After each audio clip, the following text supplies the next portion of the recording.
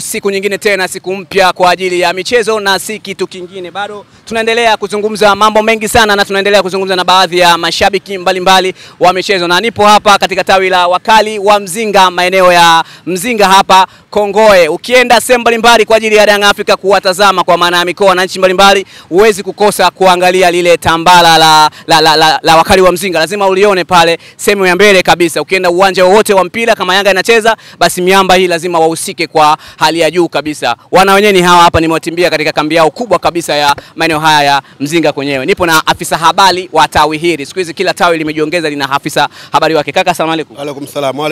Safi kabisa. Jina gani unaenda? Na kwa jina naitwa Salumu Chamunda, ni afisa habari wa tawi la wakali wa Mzinga Kongoe, Starehe Gharama. Karibu sana ndani ya wakali wa Mzinga. Starehe Gharama kweli, lakini Starehe Gharama, unapozungumzia mpira lazima ugaramie, ndio sisi slogan yetu. Hapo umeshanipa kitu cha kuanzia cha kuzungumza nacho, cha kusema Starehe Gharama. Tulikuwa katika hamasa za upande wa pili kwa maana Simba Sport Club, na hamasa zao za siku ya kwanza kabisa pale studio walisema kuwa hii mechi inatakiwa iwe bure, na wana Simba wenyewe walikataa kuwa bure, wakisema kuwa Starehe Gharama kama hichi ambacho unachokizungumza wewe hapa, na kusema kuwa hatutaki kuiga upande wa pili kwa maana wao wamezoea vya bure. Wewe leo unatuambia Starehe Gharama, nani tumuelewe? Twende na nani hapa?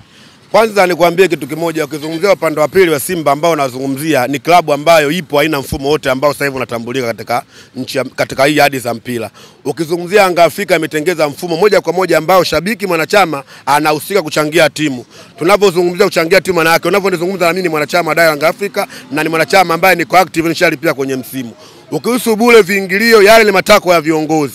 Unajua kuna wakati unaweza kusema wanashabiki wetu tuwafurahishe vipi. Nina imani viongozi Yanga waliona katika ile mechi ambayo tulikuwa tunahitaji tupate matokeo kwa haraka zaidi ili wana Yanga wengi waende. Kwa sababu unajua mambo ya mpira. Kuna siku mwingine anaamka vibaya, viongozi wakaona kiingilio na kwenda hatua ya makundi ni bora twende hatua ya makundi. Lakini kumaanisha kwamba wana Yanga hawezi kukata viingilio vya kwenda uwanjani. Mfano mfupi, umeona tumecheza mechi ya Amani Complex juzi.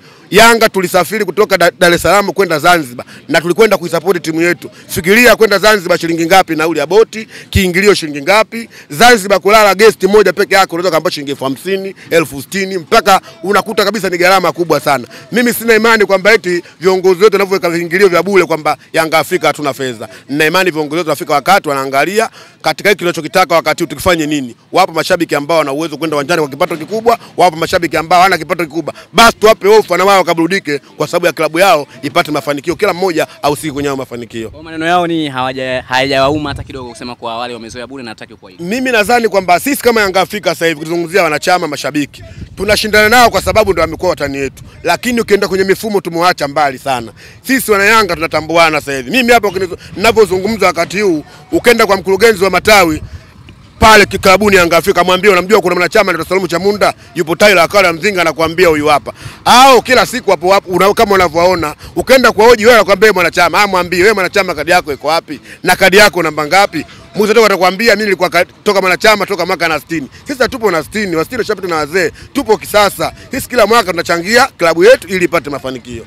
Na tawi lenu mna asilimia ngapi za mashabiki kuchangia? Yaani mmefikisha vigezo vyote vya kuwa klabu kubwa kabisa, kuwa tawi kubwa? Swali zuri sana ndugu mtangazaji. Ninavyokuambia wakali wa Mzinga Kongoe Starehe Gharama, tuna uongozi ambao tumejipanga kuhakikisha hatutokuwa na tawi la kusema tuna wanachama. Lazima tuwe tawi ambalo ukenda klabu ukiuliza wakali wa Mzinga, je, kwenye msimu wa 25 26 wako active? Ukiweza kuuliza swali atakwambia mkurugenzi hapa wapo active. Maana yake tawi ambalo mwaka jana wanachama wako wamelipa ada na mwaka wanaendelea kulipa ada. Maana yake kutafuta sasa tupo active kabisa. Ina maana wanachama wametimiza vigezo vyao kisha tawi la wakali wa Mzinga kuwa hai. Sio kwamba tawi ambalo lilisajiliwa mwaka jana mwaka huu bado halijakizi vigezo. Lipo tayari, tunapambana kuhakikisha kuongeza wanachama ili kuisupport klabu yetu. Lakini Salumu, malalamiko yamekuwa ni mengi sana hasa kuhusiana na mechi yenu ya pale Amani Complex baina yenu nyinyi pamoja na Farabat.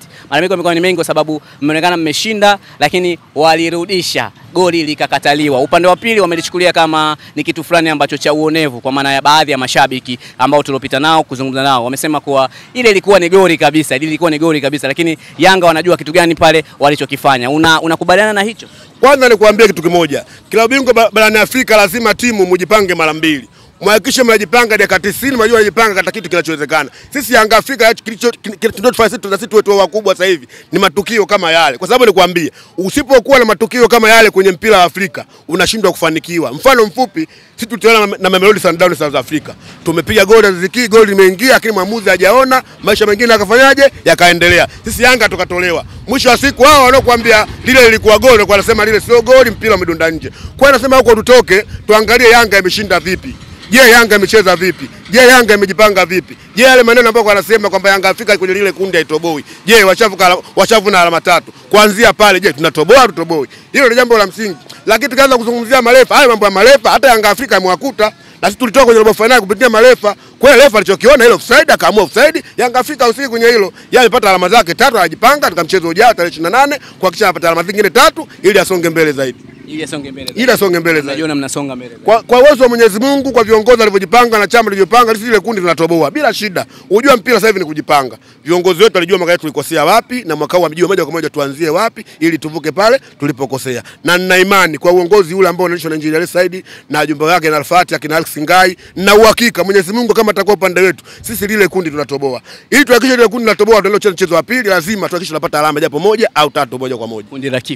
Kundi la kifo ila kuna kubisha.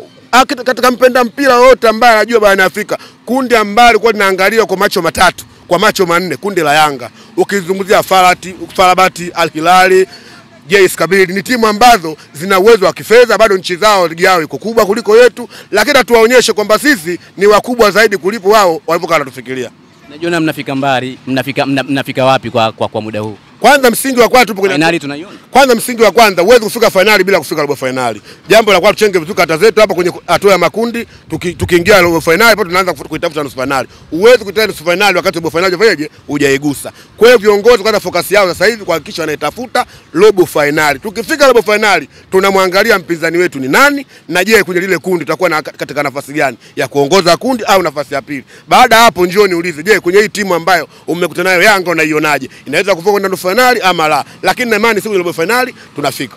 Kuna moja ya shabiki nilizungumza naye juzi katika mechi ya Simba Sport Club pamoja na Petro de Luanda ya Angola. Alitokea kusema kwa nini tunashindwa kufata mabadiliko kama ya wenzetu, ndicho ambacho kinachotuhukumu muda huu sasa hivi. Hicho unahisi yule shabiki alikuwa na maono ya kiasi gani? Shida moja ni kuambia ndugu mtangazaji, wa shabiki wa Simba na hao wanajitoa chama na Simba hawajui muda gani wanakipambania nini, hawajui muda gani wanafikishia nini viongozi wao. Sisi Yanga tukisema no tunasema no, na tukisema no siongee nini kama Salum Chamunda afisa habari wa Kale wa Mzinga, tunazungumza kama Yanga. Wenzetu la kaida moja. Juzi kama walivyosema wamezunguka na klabu yao kufanya hamasa. Lakini hakuna mwanashabiki ambaye anatoka mbele kusema sisi mfumo unatubana. Simba akipata matokeo mabaya anaanza kusema sisi mfumo unatubana, siji kiongozi fulani yuko hivi. Sisi kwa tuko hivyo, sisi tunaongea lugha moja. Na ndio maana unakuta Yanga Afrika sasa hivi akiwa na jambo lao, tuna mkurugenzi wetu sisi wa wanachama, sawa? Tuna mkurugenzi wa idara, tuna mkurugenzi ambaye wa Dar es Salaam anaitwa Mzee Shabani, anaita viongozi wa matara kwenda kuambia viongozi wa jamani, Yanga Afrika inataka 1 2 3, rudini nyumbani mkaambie wanachama wenu Yanga Afrika inataka hii. Sasa wale hizo sehemu za kukutana akazungumzia lugha moja hawana, kila mtu anaongelea la kwake. Lakini mimi hapa siwezi kusimama zile kazungumzia Yanga vibaya. Kwa sababu nikizungumzia Yanga vibaya kile ambacho viongozi wanakiona sio sahihi kwao, mimi nikienda klabu nitaitwa, wewe mwanachama wetu kile unachokiongea kiko sahihi. Kama una maoni yako njoo kwenye kikao, tufikishie viongozi, tuyafanyie kazi. Kwa hiyo kuzungumzia kwenye idara ya uendeshaji, wanachama, viongozi tumewaacha mbali sana. Ila kwa sababu hawataki kukubali, watakubali tu. Hawakubali kwenye macho lakini kwa mioyo yao wanakubali. Unajua kuna mtu moyo wake anajua kabisa kwamba Yanga kwa hiyo mfumo umeshakaa vizuri. Ila sisi bado. Ila kutoka mbele ndio anaogopa kusema kwamba kwa amena sifa ya Yanga, lakini mwisho wa siku sisi viongozi wetu wamekamilika. Wamekamilika katika idara hizo ambazo kuongoza mpira. Kwanza viongozi vijana, wanajua muda wa shabiki wanataka nini, wanajua muda huu wachezaji wanataka nini. Mfano mfupi mpaka wachezaji ambao hivi ukiangalia interview ya Mudathir haya anakuambia kabisa wana mechi kesho, rais wa klabu anamfuata moja kwa moja anambia Mudathir, najua upo kwenye majeraha lakini nina imani uwezo wako uliokuwa na wewe ukicheza hii mechi kuna kitu tufanyaje utatuongezea. Asili yake upande wa pili hawapati muda wa kuongea. Hakuna kitu kwa habari ambazo nimezipata chini juzi tu baada of time kwenda vyumbani nasikia yule nani anamuita kiongozi wao anamuita Magoli ndio kama mwenyekiti wa bodi alikwenda kule ndani anawafokea wachezaji wenyewe hamuelewi kwa sababu tushatoka mpira kuongozwa na wazee. Mweke kijana mwenzenu pale waongee lugha moja. Si leo kiongozi wetu wa klabu anacheza karata na wachezaji wake. anakwenda kucheza karata na wachezaji wake. Maana yake bwana unawajenga, wasikuogope sana, wasikuzoee sana. Ili upate matokeo lazima wachezaji wawe marafiki zako. Kama wachezaji hawajakuwa marafiki zako, kama sio ukiwa kiongozi, ukiwa kocha, kama wachezaji sio rafiki zako, wewe matokeo hutapata. Lazima ujenge wastani fulani. Sio rafiki zako sana, sio maadui zako sana. Hawa watakupa matokeo. Kwa hiyo ukiwazungumzia hao mabwana, tumewaacha mbali sana kwa sasa. Nina imani Yanga ndio klabu ambayo inajiendesha kwa kutambuana. Hata ukienda kwenye leja zetu unakuta wewe mwanachama fulani, taifa fulani, taifa fulani. Kwa hiyo tuache kama walivyo, wakijitafuta, wakijipata, sio tukutambali. Wakisema mfumo wao unawafaa mpaka sasa hivi, sisi haya hatuyahusu. Sawa, sisi hayo hatuyahusu. Huyo ni Salum Chamunda, ni afisa habari wa tawi hili la Wakali wa Mzinga hapa maeneo haya ya Kongowe. Mimi naitwa Mpinga Shari, hii ni Hot Biz.